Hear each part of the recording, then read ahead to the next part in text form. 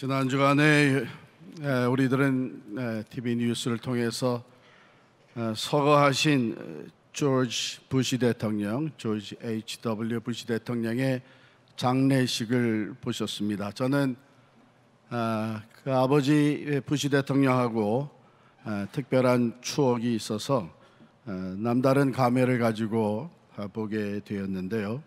그것은 다름이 아니고 1992년 LA 폭동 있을 때에 우리 한인들이 엄청나게 피해를 입었습니다. 흑백 갈등으로 시작된 일이었는데 그것이 이상하게 한흑 갈등으로 번지면서 우리 한인 타운을 비롯한 근처에 한인 업소들이 그 한 2,400개의 업소가 비즈니스가 불에 탔습니다.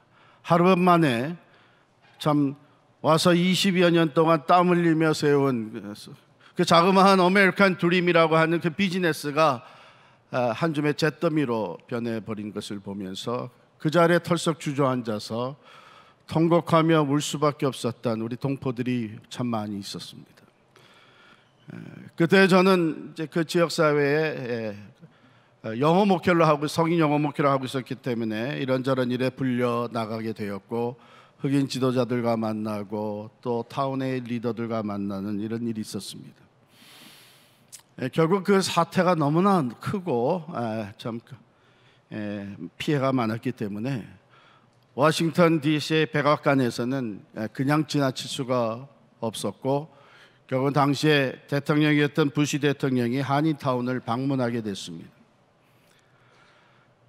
한인타운에 있었던 라디오 코리아라고 하는 곳에 이 공개홀을 빌려서 우리 한인 커뮤니티 한 20명의 리더들이 그곳에 모여서 부시 대통령하고 한 50분간의 좌담을 하게 되었습니다.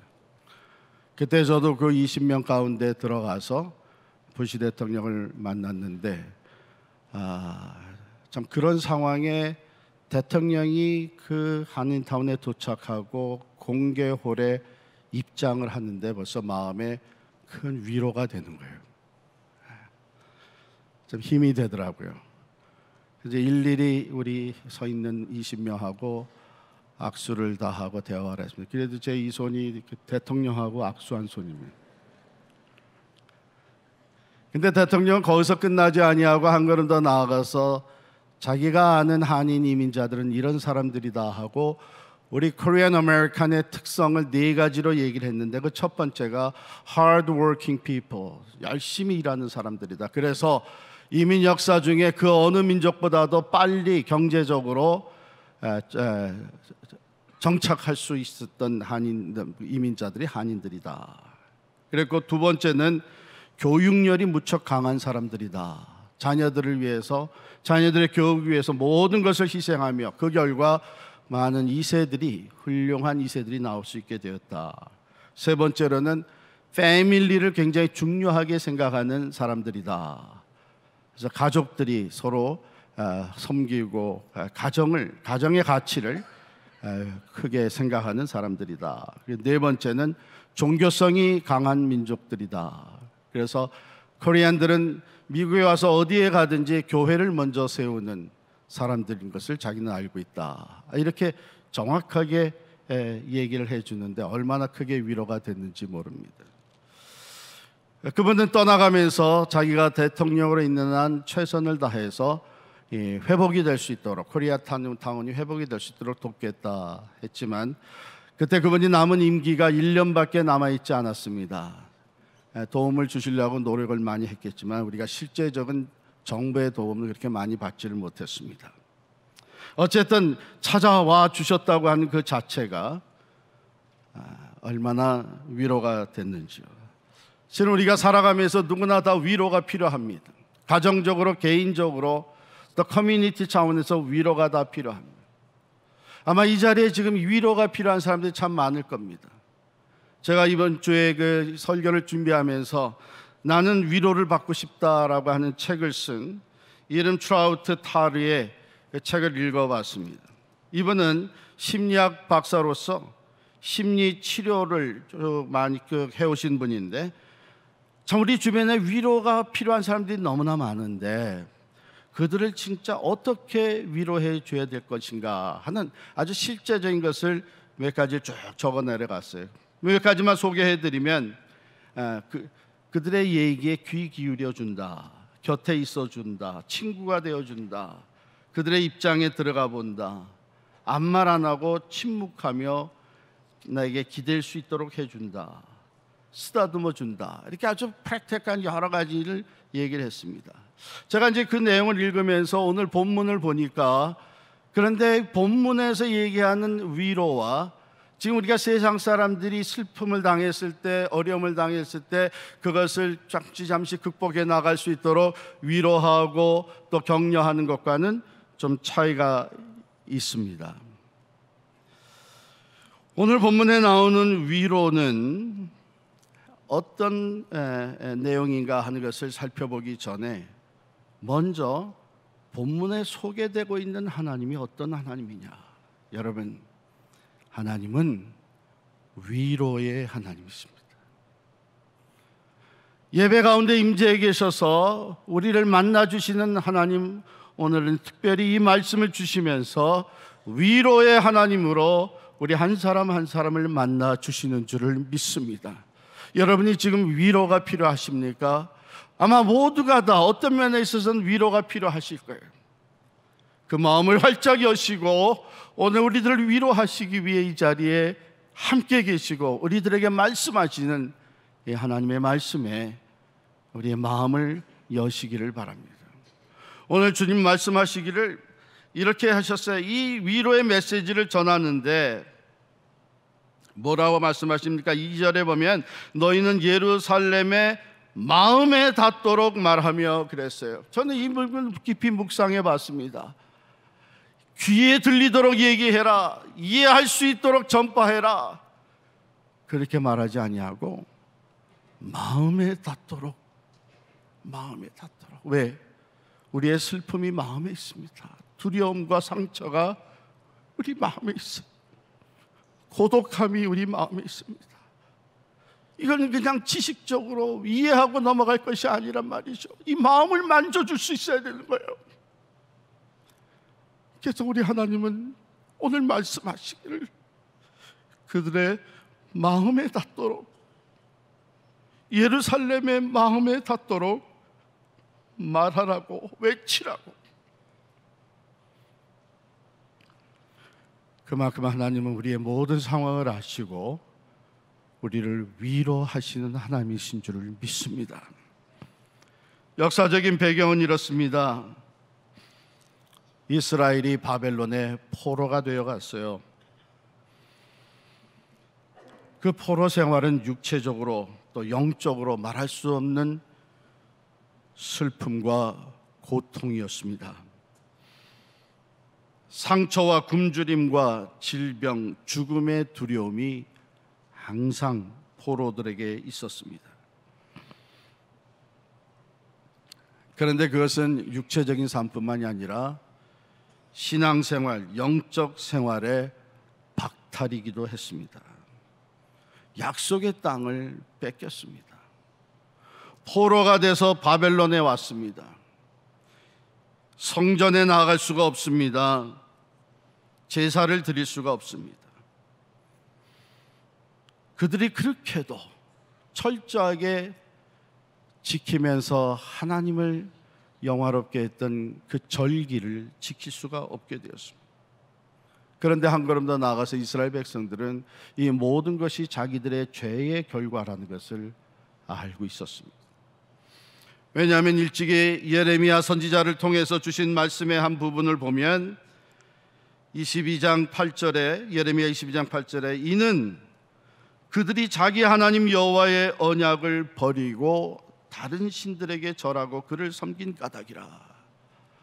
하나님을 섬겨야 될 사람들이 하나님을 버리고 세상의 것을 따라가고 우상을 섬기고 자기의 욕망을 채워나가고 하나님의 말씀에 불순종하면서 살아갔던 것이 결국은 포로 생활로 이어진 것입니다. 또 다른 말씀에 보면 예레미야서 22장 17절에 하나님을 바로 알고 하나님의 거룩하심을 전파하며 공의와 사랑을 베풀어야 될 하나님의 백성으로 택해 주셨는데, 말씀하시기를 그러나 내 두 눈과 마음은 탐욕과 무죄한 피를 흘림과 압박과 포악을 행하려 할 뿐이니라. 하나님 앞에 불순종하며 하나님을 떠나더니 이웃들, 사람들과의 사이에서 결국은 탐욕과 피 흘림과 압박과 포악을 행했던 사람들입니다. 그러므로 그 결과 육체적으로 또 영적으로 말할 수 없는 슬픔과 고독함과 고통, 포로 생활에 들어가게 된 것입니다. 그 바벨론의 포로 생활과 같은 것이 어쩌면은 오늘 우리들의 삶에도 있다고 생각됩니다. 하나님을 떠나 죄와 타협하고 그 죄의 결과로 말미암아 우리들의 삶에 온갖 두려움이 찾아오는데, 질병도 찾아오기도 하고 마음의 상처, 관계의 깨어짐, 가정의 파탄, 내가 하는 사업의 실패, 이런 것들이 찾아올 때 하나님을 믿고 살아가는 우리들의 삶 속에는 내가 하나님을 잘못 섬겼기 때문이라고 하는 죄책감이 들어오게 되고, 결국 이런 것으로 말미암아 내가 영적으로 메말라져 있고 하나님과 관계뿐만이 아니라 이웃과의 관계도 많은 아픔과 또한 고통이 있음을 깨닫게 됩니다. 그러나 오늘 하나님은 우리를 위로하시기를 원하십니다. 오늘 본문은 그 하나님이 어떻게 자기 백성들을 위로하시는지를 우리에게 보여주고 있습니다. 너희는 예루살렘의 마음에 닿도록 말하며 그것에 외치라. 무엇을? 그 노역의 때가 끝났고 그 죄악이 사함을 받았느니라. 그의 모든 죄로 말미암아 여호와의 손에서 벌을 배나 받았느니라 할지니라. 여러분, 포로 생활을 하던 사람들, 그 굶주림과 상처와 고독함과 그리고 그 억압과 죽음의 두려움 속에 살아가던 이 포로들이 It is done. 이제는 다 끝났다. 노역의 때가 끝났다. 이제는 회복의 역사가 시작이 된다고 하는 이 메시지가 들려왔을 때에 얼마나 그것이 위로가 되었겠습니까? 우리가 언제까지 이렇게 살아야 되느냐? 우리가 언제까지 이런 고통과 시련 속에서 쓰러져 가야 되느냐? 이런 상황인데 하나님께서 자기 백성들에게 던져주는 메시지가 뭐냐? 이 노역의 때가, 포로로서 노역하고 고통하는 이 때가 끝났다. 하나님이 계획하고 계시는 또 다른 하나님의 일을 상기시켜 주시는 것입니다. 하나님은 예레미야를 통해서 바벨론 포로에 대해서 예언케 하셨을 뿐만 아니라 하나님의 때가 되면 그들이 회복되어질 것까지도 예언케 하셨던 것이죠. 예레미야서 29장 10절에 보면 여호와께서 이와 같이 말씀하시니라. 바벨론에서 70년이 차면 내가 너희를 돌보고 나의 선한 말을 너희에게 성취하여 너희를 이곳으로 돌아오게 하리라. 할렐루야. 이스라엘의 바빌론 포로 생활이 끝난다는 것입니다. 그 노역과 눈물과 고통 다 마치게 된다는 것입니다. 희망이 생기는 거예요. 절대적인 절망에서 이제는 새로운 회복의 희망이 시작이 된 것입니다. 고도소서 임마누엘 오구하소서 이스라엘 그 포로 생활 고달파 메시아 기다림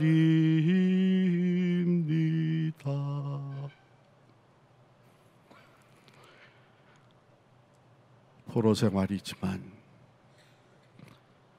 위로의 메시지를 받으면서 구원자가, 회복해 하시는 자가, 치유하시는 분이, 그 메시아가 오시는 것을 고난 가운데 기다리기 시작을 했습니다.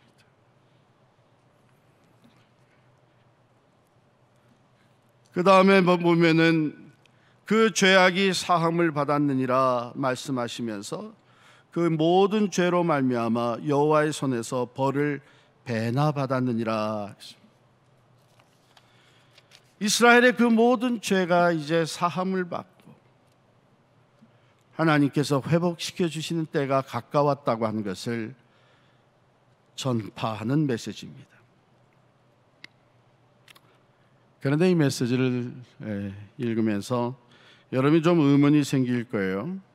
그 죄악이 사함을 받았느니라 하고 그의 모든 죄로 말미암아 여호와의 손에서 벌을 배나 받았느니라. It's not fair. 왜? 그 죄값을 치르면 되지 그걸 왜 2배나 치러야 돼요? 네? 내가 100불 빌렸으면 100불 갚으면 되지 왜 200불을 갚아야 돼요?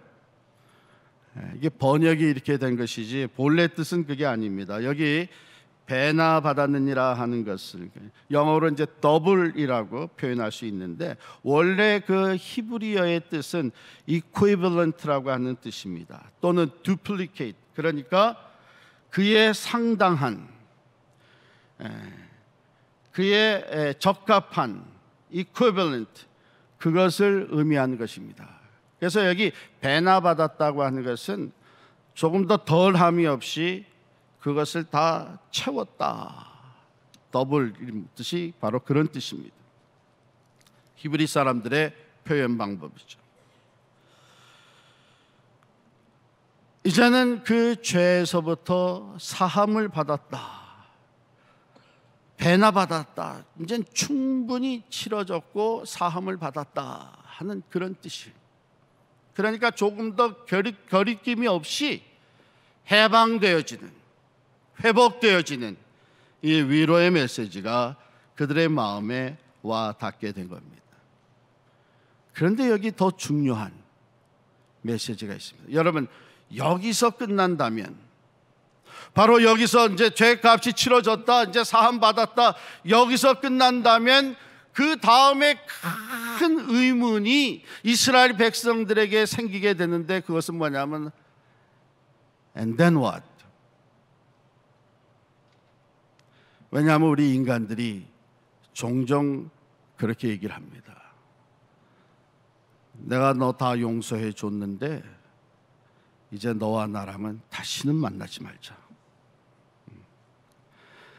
내가 다 탕감해 줬는데 너 이제 다시는 내게 돈 빌릴 생각 하지 마. 이렇게 되는 거예요. 그러니까 이스라엘 백성들에게 관심은 뭐냐면 오케이, 우리가 이제 여기서 포로 생활에서 해방을 받기는 할 텐데 And then what? 하나님이 우리와 맺으신 그 언약의 관계는 어떻게 되는 거냐? 이제 하나님이 우리와 상관하지 않는 것은 아니냐? 여러분 어때요? 예수 그리스도의 십자가가 내 죄를 다 사해 주셨다고 하는데 이제 하나님이 계속 나의 하나님이 되시고 내가 하나님 앞에 계속 쓰임 받을 수 있겠느냐? 이것이 우리들의 마음속에 찾아오는 거예요. 그런데 하나님 뭐라 그러십니까? 외치는 자의 소리여 이르되 너희는 광야에서 여호와의 길을 예비하라. 사막에서 우리 하나님의 대로를 평탄케 하라.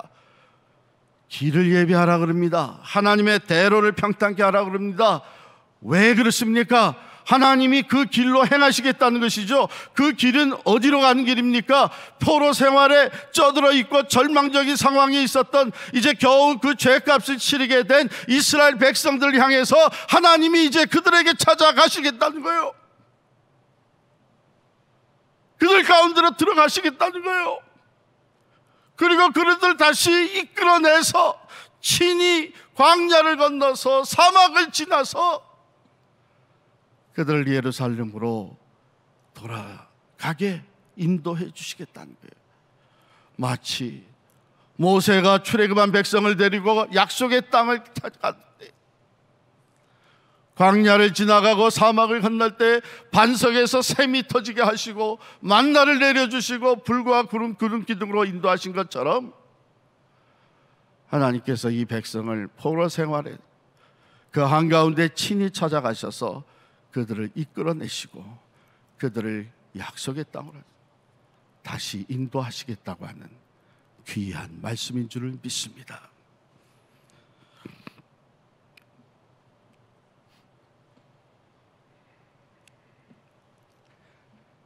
하나님의 이 말씀 속에 이스라엘 백성들은 큰 위로를 얻게 되었던 것이죠. 자, 그런데 여기서 우리가 한 가지 짚고 넘어갑시다. 그렇다면 이스라엘이 그들의 죄 사함을 받고 회복될 수 있었던 것이 이제는 그들이 자기들의 죄값을 다 치렀기 때문입니까?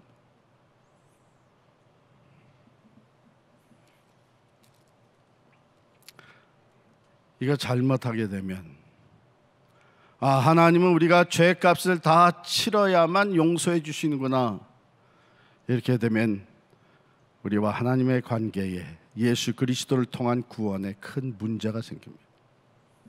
우리가 예수 그리스도를 믿음으로 구원받게 된 것이 우리가 지은 죄의 값을 우리가 다 치렀기 때문에, 그 벌을 다 받았기 때문에, 그래서 우리가 이제 용서받고 하나님의 자녀가 됐습니까? 그건 아니에요. 물론 그 죄의 값이 다 치러졌습니다.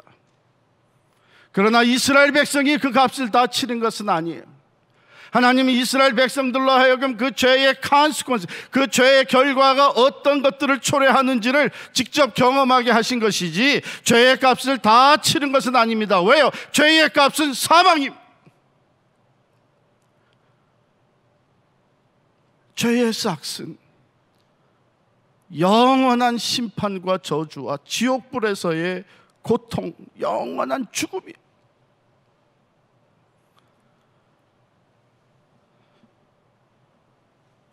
사랑하는 성도 여러분,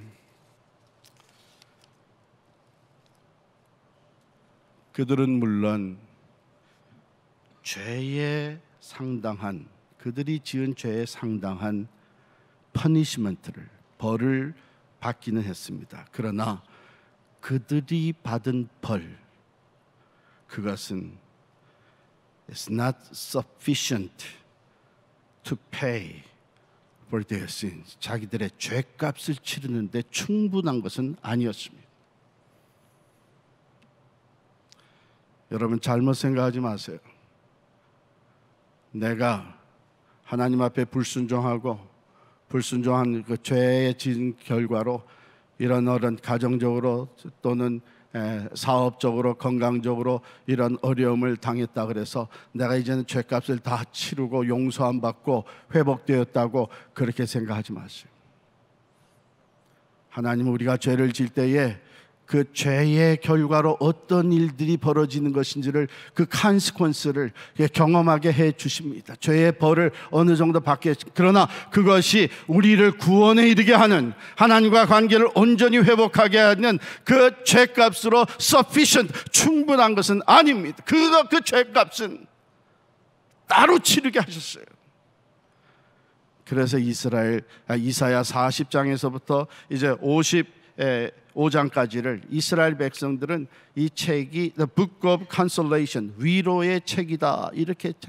그런데 이 위로의 책에는 지금 위로의 메시지와 함께 계속해서 진행되는 말씀이 나오는데, 이 위로의 책의 마지막 부분에 가서 이사야 53장에 보면 이런 말씀이 기록이 되어 있습니다.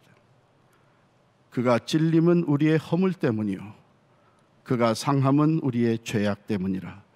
그가 징계를 받음으로 우리는 평화를 누리고 그가 채찍에 맞음으로 우리는 나음을 받았도다. sufficient한, 우리가 죄값이 다 치러지고 용서함 받고 하나님의 관계가 회복되고 하나님의 자녀, 하나님의 백성으로 다시 거듭나게 하시는 그 죄값, 충분한 죄값은 다른 분을 통해서 치르게 하셨는데, 그분이 바로 이사야가 기록한 고난의 종으로 오신 예수 그리스도이십니다. 예수 그리스도의 십자가의 고난과 피 흘리심이 죄의 값인 사망, 죽음의 값을 충분히 치러 주신 것입니다. 그러므로 우리가 내가 지은 죄에 대해서 내가 이 상당한 벌을 받고 그 값을 치렀기 때문에 나는 용서 안 받았다 하게 되면 여러분의 관계는 아직 하나님과 회복된 것이 아닙니다. 오직 예수 그리스도의 보혈이, 그가 우리의 죄값을 대신해서 죽으심으로 말미암아 우리의 죄값이 치러지고 우리가 용서함 받게 된 줄을 믿습니다. 이스라엘은 바로 이 포로 생활에서 회복되어지는 바벨론에서의 해방과 이어진 페르시아에서의 또 포로 해방에서 해방된 후에, 포로에서 해방된 후에 500년이 지난 후 예루살렘에는 한 의롭고 경건한 사람이 있었다고 신약성경 누가복음 2장에 기록이 되어 있습니다. 그의 이름은 시므온입니다.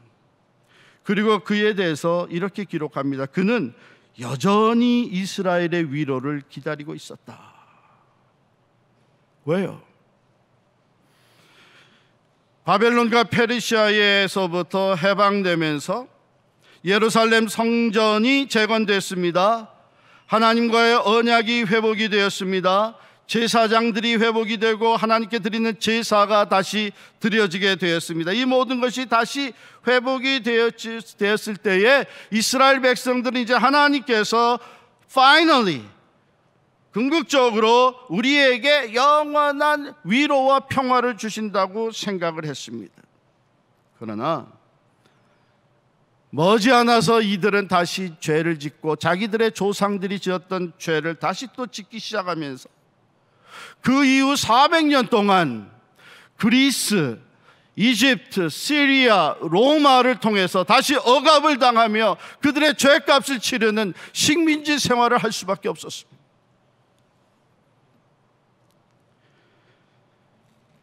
그 이방 나라들은 The rod of iron, 철 방망이를 가지고 이들을 다스렸다, 이렇게 되어 있습니다. 이때 이스라엘은 바벨론과 페르시아에서 해방된 것은 하나님이 일시적으로 우리를 위로하셨던 것이구나, 우리는 여전히 우리의 영원한 메시아를 기다려야 되는구나 깨닫게 됐어요. 그 중에 한 사람이 시므온입니다. 그는 경건한 사람으로, 의롭고 경건한 사람으로서 여전히 이스라엘의 위로를 기다리고 있었습니다. 그에게 하나님께서 특별한 메시지를 성령을 통해서 주셨는데, 네가 그리스도를 보기 전에는 죽지 아니하리라. 이미 나이가 많았지만 시므온은 이 말씀을, 약속의 말씀을 붙들고 내가 죽기 전에 반드시 약속하신 메시아 그리스도를 보게 되리라 하면서 그는 성전을 떠나지 않았습니다. 어느 날 젊은 부부가 한 아기를 안고 성전으로 올라왔습니다. 그가 이 아이를 품에 안게 됩니다. 바로 그가 약속하신 메시아 그리스도라고 한 것을 시므온은 깨닫게 됩니다. 그 아기를 품에 안고 시므온은 이렇게 고백합니다. 이스라엘의 영광, 주의 백성 이스라엘의 영광이요 또한 이방을 비추는 빛이라, 이렇게 얘기를 합니다. 오랫동안 기다리던 주님 강림하셔서 죄에 매인 백성들을 자유 얻게 하시네. 주는 우리 소망이요 힘과 위로 되시니 오래 기다리던 백성 많은 복을 받겠네.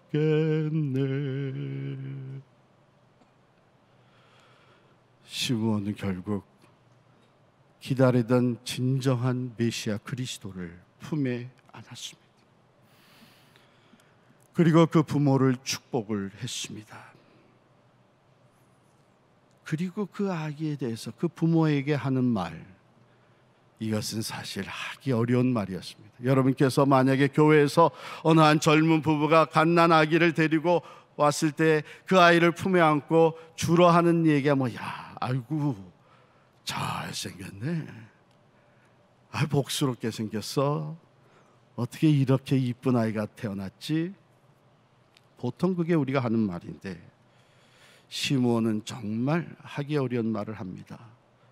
누가복음 2장 34절 35절에 보면 시므온이 그들에게 축복하고 그의 어머니 마리아에게 말하여 이르되, 보라, 이는 이스라엘 중 많은 사람을 패하거나 흥하게 하며 비방을 받는 표적이 되기 위하여 세움을 받았고, 또 칼이 내 마음을 찌르듯 하리니 이는 여러 사람의 마음의 생각을 드러내려 함이니라.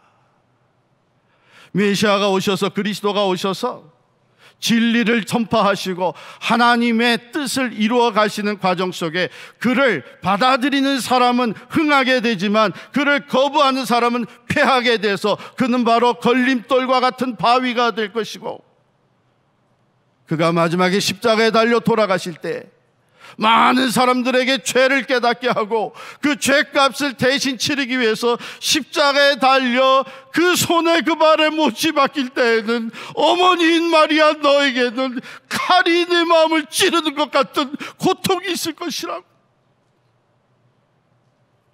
어린 아이를 안고 시므온이 이렇게 얘기를, 성령께서 그를 통해 예언케 하신 것이. 그렇습니다. 우리는 이 십자가에 못 박힌 예수 그리스도를 통해서 참으로 진정한 위로를 받고 영원한 소망을 회복하게 됩니다.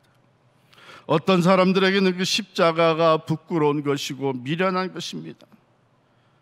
그러나 그것을 믿고 받아들인 자에게는 그것은 구원의 능력이요, 하나님은 말씀하시기를 그를 믿는 자는 부끄러움을 당하지 아니하리라고 약속해 주셨습니다.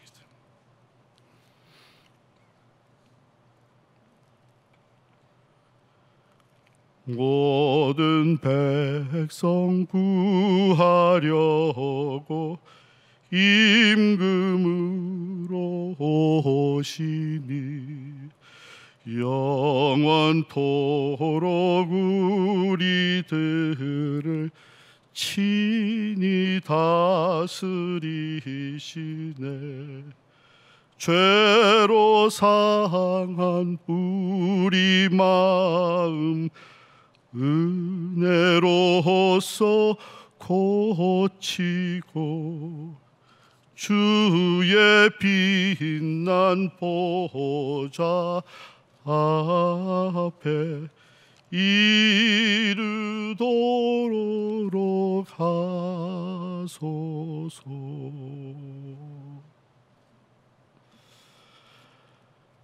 시므온이 아기를 낳은 품에 안은 후 30년 후에 세례 요한이라고 하는 사람을 통해서 하나님의 위로의 역사가 본격적으로 펼쳐지기 시작을 했습니다. 이 세례 요한은 와서 광야에서 외쳤습니다. 오늘 본문 이사야에서 있는 그 말씀 그대로 외치는 자의 소리가 되어서 그는 광야에서 외치는데 회개하라, 천국이 가까웠느니라. 천국은 하나님의 위로요, 하나님이 주시는 소망이요, 하나님이 주시는 참된 평화요. 그런데 그곳에 이르려면 그 천국을 받아들이고 하나님의 백성, 그래서 하나님이 주시는 참된 위로와 샬롬의 평화와 영원한 생명과 그의 다스림 속에서 영생을 누리려면 회개하라, 회개하라, 천국이 가까웠느니라. 곧 이어서 참된 위로자가 되시고 우리의 왕의 왕이 되시는 예수 그리스도께서 나타나십니다. 그도 또한 외치시기를 회개하라, 천국이 가까웠느니라. 애통하는 자는 복이 있나니 저희가 위로를 받을 것이며, 주변에서 일어나는 일들로 인해서, 어두운 죄악 세상으로 인해서 깨어져 나가는 가정을 보면서 애통하기도 하지만, 그것보다도 너희 자신의 죄로 인하여 하나님 앞에 애통하며 울며 회개할 때에 하나님의 참된 위로가, 하나님의 참된 위로가, 하나님의 영원하신 위로가 예수 그리스도 안에서 너희에게 주어질 것이라고 말씀하신 것입니다. 왜요? 바로 예수 그리스도께서 우리의 모든 죄값을 대신 치러주시고, 오직 예수 그리스도를 통해서만 하나님이 주시는 죄 사함의 은총과 영원한 위로를 받을 수 있기 때문인 줄을 믿습니다.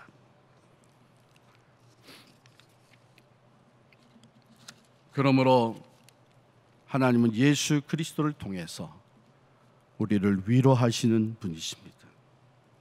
오늘 본문을 통해 주시는 위로는 모든 사람에게 선포되어지는 복음의 말씀입니다.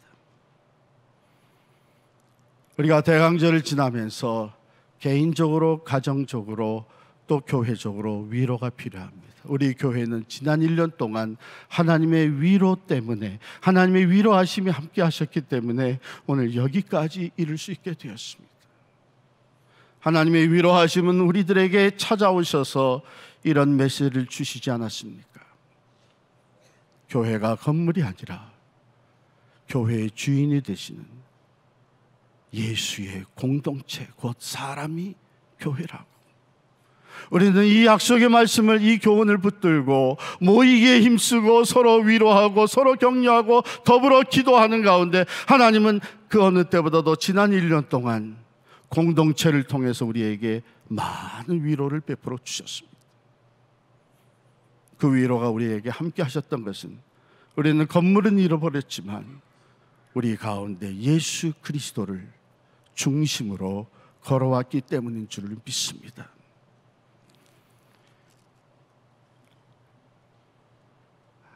하나님은 오늘도 말씀하십니다.